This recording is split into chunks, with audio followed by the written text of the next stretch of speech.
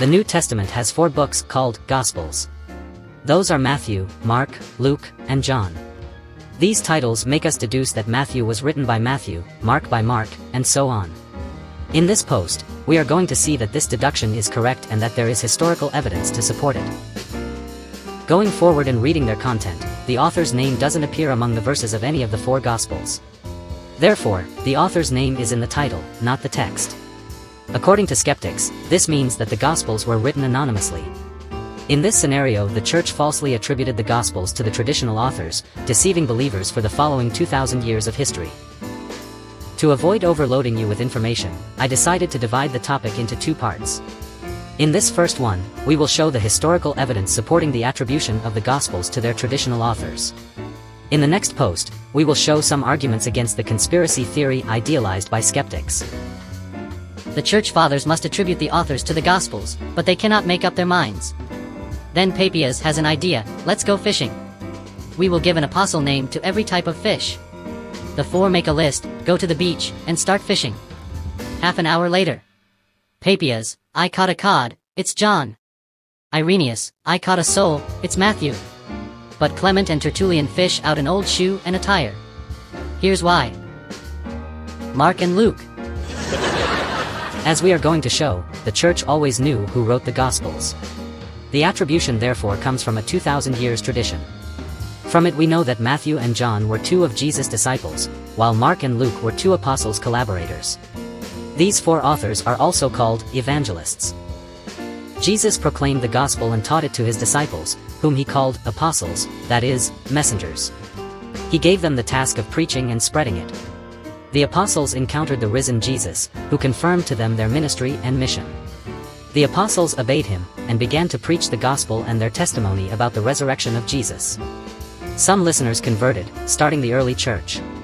Later, the evangelists Matthew, Mark, Luke, and John wrote down these contents in an orderly form, creating the 4 Gospels. They were not written immediately, but only a few decades after the resurrection. The goal was to preserve the testimony of the apostles. They handed their manuscripts to churches who preserved and copied them. These books were officially included in the New Testament, with the biblical canon. The church therefore knew the authors of the Gospels from the beginning. They were not anonymous. Some Gospels, as we will see, were even written at the request of the congregations. A detective was investigating the church fathers and the gospel conspiracy. Then he saw Papias, Clement, Irenaeus, and Tertullian returning from the beach with suspicious bags. As he approached them to ask questions, he realized that, just like their bags, their story smelled fishy.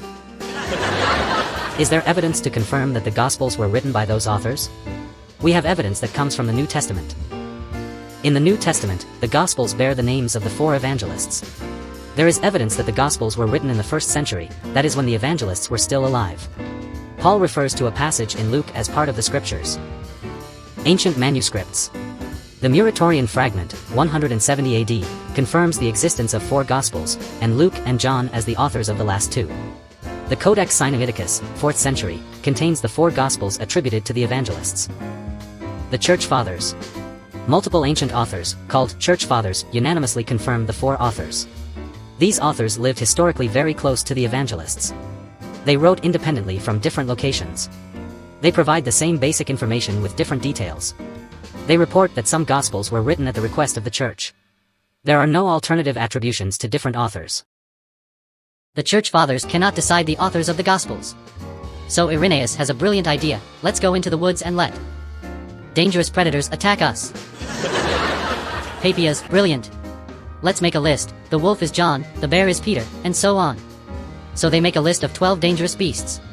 Tertullian enters first and is bitten by a wolf. Bleeding, he exclaims, "The wolf is John." Then Papias enters and is knocked down by a wild boar. Limping, he shouts, "The boar is Matthew."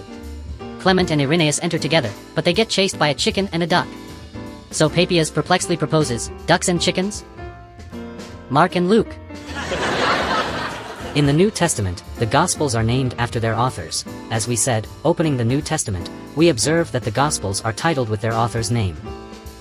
The Gospels were completed in the 1st century. We have already seen that there is evidence that the Gospels were written in the 1st century. At this time, the 4 evangelists were still alive and part of the early church's leadership. Paul quotes the Gospels as scripture. In 1 Timothy 5 verse 18, Paul refers to the scriptures, and makes two quotations, one from Deuteronomy and the other from Luke 10 verse 7.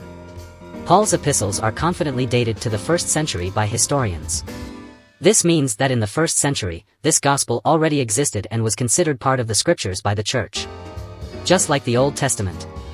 We can deduce this because Paul quotes both passages knowing that the church was familiar with them. A detective is questioning Clement and Irenaeus about the deaths of Tertullian and Papias. Detective, this story of being attacked by wild animals, who thought of it? Irenaeus, the idea was mine. Detective, and why would Papias and Tertullian listen to you? The Muratorian fragment confirms two of the authors. The Muratorian fragment is an ancient manuscript dated to 170. It is the oldest list of books of the New Testament arrived to us. Since it is a fragment, some parts are missing. In it we find 4 Gospels confirmed, and the Gospels of Luke and John. While the Gospels of Matthew and Mark are missing, due to fragmentation. Scholars think that this document is a translation of an even older one. Codex Sinaiticus confirms the 4 authors. The Codex Sinaiticus is the oldest complete version of the New Testament that arrived in our days. It dates back to the 4th century. Here too the 4 Gospels are attributed to traditional authors. The Church Fathers unanimously confirm the authors: Papias, Justin, Irenaeus, Clement of Alexandria, Tertullian, Origen, and Eusebius, all confirm Matthew, Mark, Luke and John as the authors of the Gospels. There is no controversy on this topic. The Church Fathers lived in an era close to that of the evangelists. These authors wrote within 60 to 140 years of the completion of the Gospels. At that time living witnesses were still available, such as many texts that today are lost. We can see an example of that in the work of Eusebius, who quotes texts of which we only have fragments today. The apostles appointed the presbyters John and Ariston, who passed the information to Papias. While Mark the evangelist founded the school of Alexandria and passed its management to Demetrius, who entrusted it to Clement of Alexandria, who was replacing his teacher Panthenos. The Church Fathers do not know to whom to attribute the Gospels. So Clement has a brilliant idea: let's go to the emergency room and see who comes in. Papias, formidable. Let's make a list of accidents. Irenaeus, 4 fractures, John, 4 illnesses, James. They finish the list, go there, and start watching. The first patient has a broken leg. The 4 exclaim, a fracture, it's John. The second one has a knife stuck in his foot. A laceration, it's Matthew. But then 2 more people arrive. It's the electrician and the pizza delivery guy. Papias, and what do we do now?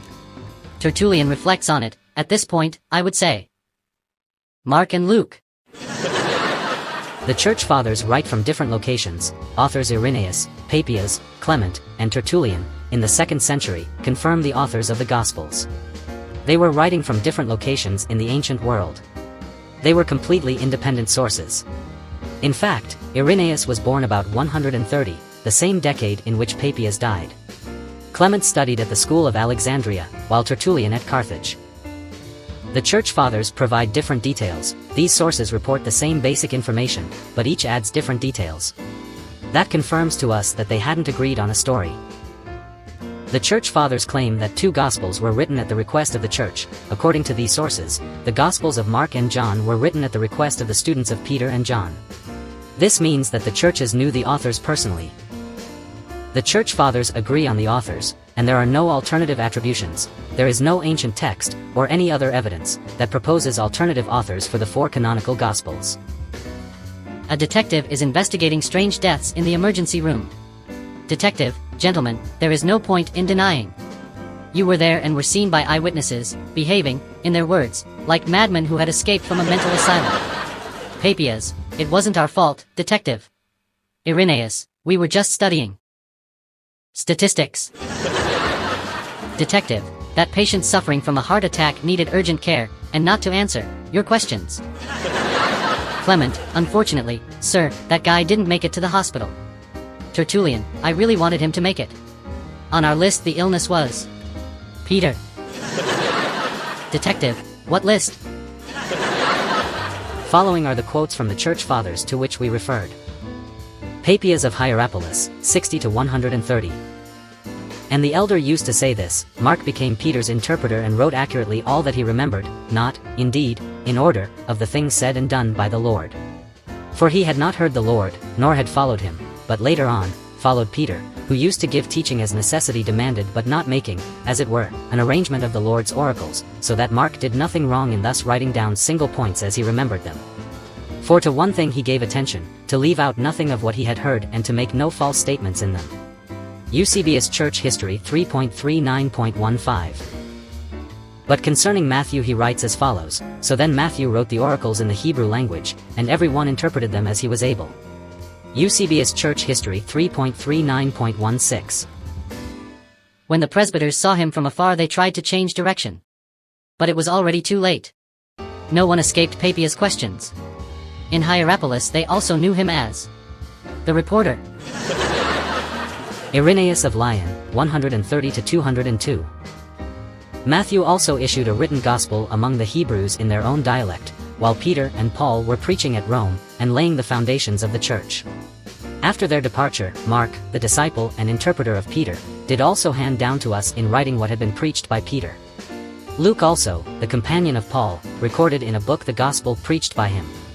Afterwards, John, the disciple of the Lord, who had leaned upon his breast, did himself publish a gospel during his residence at Ephesus in Asia, against heresies 3.1.1-2. Irenaeus studied in Turkey and then moved to France. There, he was also known for his famous kebab kiosk. Clement of Alexandria, 150-215. And so great a joy of light shone upon the minds of the hearers of Peter that they were not satisfied with merely a single hearing or with the unwritten teaching of the divine gospel, but with all sorts of entreaties they besought Mark, who was a follower of Peter and whose gospel is extant, to leave behind with them in writing a record of the teaching passed on to them orally. And they did not cease until they had prevailed upon the man and so became responsible for the scripture for reading. In the churches. Ecclesiastical History Book 2 Chapter 15.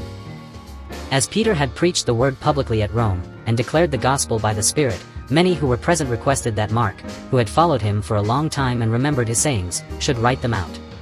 And having composed the gospel he gave it to those who had requested it. When Peter learned of this, he neither directly forbade nor encouraged it. But, last of all, John, perceiving that the external facts had been made plain in the gospel, being urged by his friends, and inspired by the Spirit, composed a spiritual gospel. Ecclesiastical History Book 6 Chapter 14.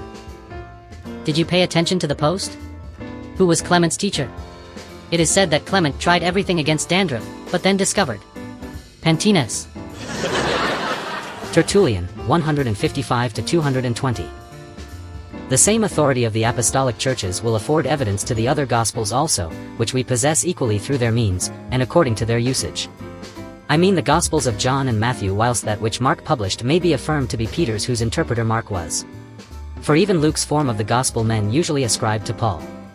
And it may well seem that the works which disciples publish belong to their masters. Against Markion 4.5. We lay it down as our first position, that the Evangelical Testament has apostles for its authors, to whom was assigned by the Lord himself this office of publishing the gospel. Of the apostles, therefore, John and Matthew first instill faith into us, while of apostolic men, Luke and Mark renew it afterwards. These all start with the same principles of the faith, so far as relates to the one only God the Creator and his Christ, how that he was born of the Virgin, and came to fulfill the law and the prophets. Against Markion 4.2. To pay for his studies in Italy, Tertullian worked as a chef in a restaurant in Rome. Everyone called him Tortellini. Origen, 185-253. In his first book on Matthew's Gospel, Maintaining the Canon of the Church, he testifies that he knows only 4 Gospels, writing as follows: among the 4 Gospels, which are the only indisputable ones in the Church of God under heaven, I have learned by tradition that the first was written by Matthew, who was once a publican, but afterwards an apostle of Jesus Christ, and it was prepared for the converts from Judaism, and published in the Hebrew language. The second is by Mark, who composed it according to the instructions of Peter, who in his Catholic epistle acknowledges him as a son, saying, "The church that is at Babylon elected together with you, salutes you, and so does Marcus, my son." 1 Peter 5 verse 13, and the third by Luke, the gospel commended by Paul, and composed for Gentile converts. Last of all that by John. Commentary on Matthew 1. Ecclesiastical History Book 6 Chapter 25. To understand the history of the church we must go back. At the origin. The Muratorian Fragment, 170. The third book of the Gospel, that according to Luke, the well-known physician Luke wrote in his own name in order after the ascension of Christ, and when Paul had associated him with himself as one studious of right. Nor did he himself see the Lord in the flesh, and he, according as he was able to accomplish it, began his narrative with the nativity of John. The fourth Gospel is that of John, one of the disciples. When his fellow disciples and bishops entreated him, he said, "Fast ye now with me for the space of 3 days, and let us recount to each other whatever may be revealed to each of us." On the same night it was revealed to Andrew, one of the apostles, that John should narrate all things in his own name as they called them to mind. And hence, although different points are taught us in the several books of the Gospels, there is no difference as regards the faith of believers, inasmuch as in all of them all things are related under one imperial spirit, which concern the Lord's nativity, his passion, his resurrection, his conversation with his disciples, and his twofold advent, the first in the humiliation of rejection, which is now past, and the second in the glory of royal power, which is yet in the future. What marvel is it, then, that John brings forward these several things so constantly in his epistles also, saying in his own person, "What we have seen with our eyes, and heard with our ears, and our hands have handled, that have we written." For thus he professes himself to be not only the eyewitness, but also the hearer, and besides that, the historian of all the wondrous facts concerning the Lord in their order. The Muratorian Fragment, verses from 2 to 6. The museum's PC had a problem. As soon as he saw it, the technician said that it needed a Muratorian defragmentation. Justin Martyr, 100 to 165. For the apostles, in the memoirs composed by them, which are called Gospels, have thus delivered unto us what was enjoined upon them. There follows the institution of the Lord's Supper, 1 Apology 66. On the day called Sunday, all who live in cities or in the country gather together to one place, and the memoirs of the apostles or the writings of the prophets are read as long as time permits. Then, when the reader has ceased, the president verbally instructs and exhorts to the imitation of these good things. 1 Apology 67. Justin studied philosophy. One day his classroom was empty. It was just Justin. We know that the Gospels were written in the 1st century. All ancient sources confirm that it was the 4 evangelists who did it. In some cases, it was the church itself that solicited some of these authors to write them. The idea that anonymous works had been attributed to the evangelists by the church fathers is unfounded. In fact, these authors are from the generation after the apostles and write from different locations, confirming the same basic information, but adding different details. In the next post, we'll see further arguments that make this conspiracy theory even more absurd. The detective called them all into the library and locked the doors. Then, he asked them, "Who are you?" Papias answered, "Don't you know us? We are the church fathers." Detective, you see, Mr. Papias, you were born in 60 AD, while Irenaeus was born in 130. Clement and Tertullian were born around 150. So, if the youngest were 20, you would be at least 100. Can you tell me what year we are in and how old are each of you? The 4 realized the truth and dematerialized. Case solved. The time paradox was why their conspiracy was so paradoxical. Thanks for your attention, and see you in the next post. SaveBlog.com